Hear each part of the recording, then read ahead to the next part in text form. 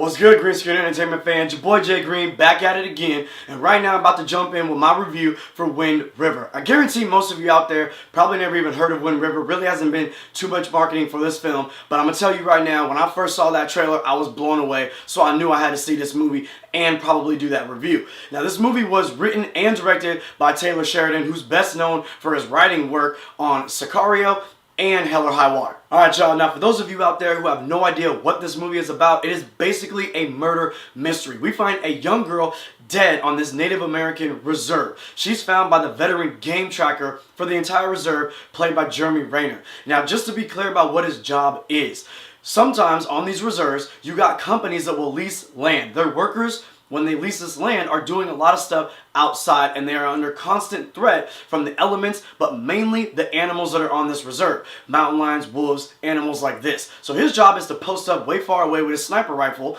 watching a back, and when an animal tries to get a little too close and get too friendly, he snipes them off one by one. That's what he does. So he finds his body, he contacts the authorities. They end up sending an FBI agent out, hopefully to solve the problem, to investigate the murder. But her job is actually just to take the body to forensics, get some detailed work done on it, and then tell her superiors if it's worth investigating. But while she's there, she realizes, hey, I need to stay out here and investigate this shit, but she has no idea what she's doing in these type of elements, so she kind of recruits him as her helper, so then that way they can team up together throughout the film and find out what scumbags did this to this young chick. Now, one of the first things that I want to address is casting and acting. Given the fact that this movie is basically taking place the entire time on a Native American reserve, you better have hella Native American actors and actresses in this film, and they do, and they are great actors and actresses. So big ups to Hollywood for going out getting the right type of people. Number two, acting. Acting quality from everybody, but mainly Elizabeth Olsen, Jeremy Renner, and Graham Greene is phenomenal. Those are the three main characters that you're going to follow throughout the film. I'm not going to tell you all the little intricacies into what they're dealing with, but I'll just say that they fit into their roles fabulously, and the chemistry that they have together is completely believable. And when certain things happen to either one of them, or when they're dealing with some stuff, you really feel for those characters in those moments. And again, that is always what you want with any type of film. Doesn't matter what genre. Now, I want to address the writer and director just a little bit. Taylor Sheridan. This is becoming a guy that, for me, when I hear his name, I want to go see his films. He had writing credits on Sicario and Hell or High Water, like I said earlier, and both of those movies had phenomenal scripts, screenplays, and wonderful direction. So this guy is quality.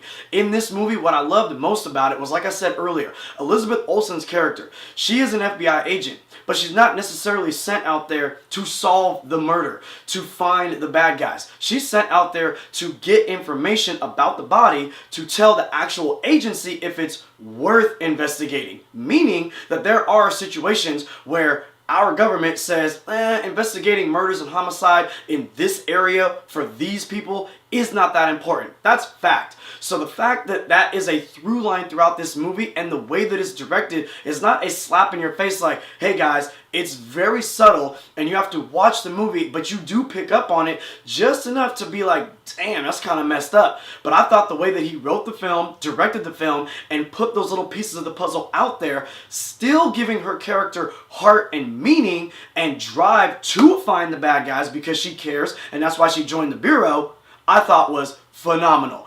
Also, Jeremy Renner, giving him the lines he had and the job he had, the tasks, the relationships that he had with the people that lived on the reserve, and his relation to them. Again, you gotta watch it, I'm not gonna spoil it for you, but the way that he directed it and wrote that all was so seamless together, and then the connection that he had with Elizabeth Olsen's character, flawless. So I give big ups to this movie being so wonderful and magnificent, to Taylor Sheridan's directing and writing. Now, with that said, as I started watching this movie, I couldn't help but kind of think and just very lightweight compare it to Alejandro Inarritu's 2015 The Revenant.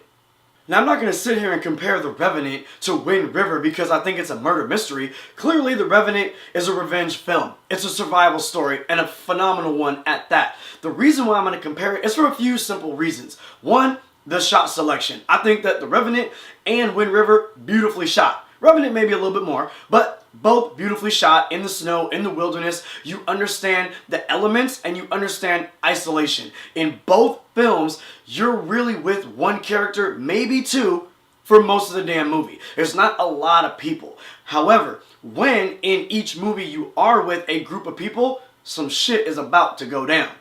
The action in The Revenant is phenomenal, and it kind of creeps up on you just a little bit, and when it jumps off, it really jumps off. Same thing in Wind River. You really wouldn't realize it by the trailers, and you really wouldn't realize it if you just read the synopsis for the film, but this movie has some intense-ass action in the film, and when it jumps off, you are kind of gripping your seat like, what the fuck is about to happen? Because like I said, when it jumps off heavy. There is a particular scene in Wind River that was so wonderfully directed.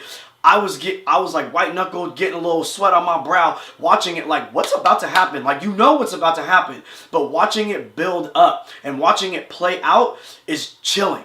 The other reason that I'm going to compare it to The Revenant is for this reason right here. As I said before, the through line throughout the film, little bit by little bit, piece by piece, is that what happens on a Native American reserve is not always as fair or as equal as what might happen outside of a Native American reserve. It doesn't slap you in the face. It doesn't have one only agenda to say focus on this. It's just there, and it plays out very realistic, but yet you're still focusing on the main story overall. The Revenant was also like that. You understand what was going on back in the day with the trading of pelts and all that type of stuff, and that fur trade going down, and how Native Americans were kind of done a certain type of way.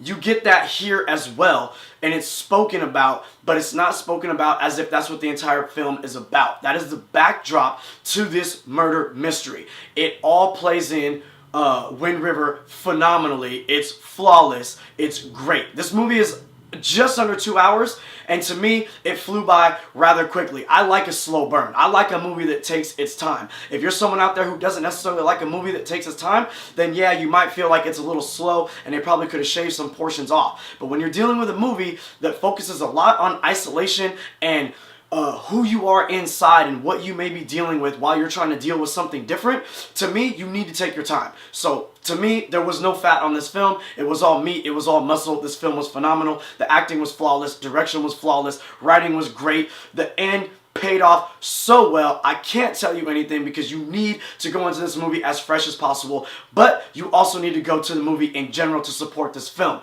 So get your movie pass, do whatever you do to get your tickets, run out to the theater, check it out. If you have seen this movie already in other cities that have already released it, comment below, let me know what you thought of it. If you liked it as much as I did, even if you didn't like it, let me know. I hope I gave you enough insight to really want to go check this film out because it really was that good. While I have you here, do me a favor, like, subscribe, holla at your boy, Jay Green. I'm out.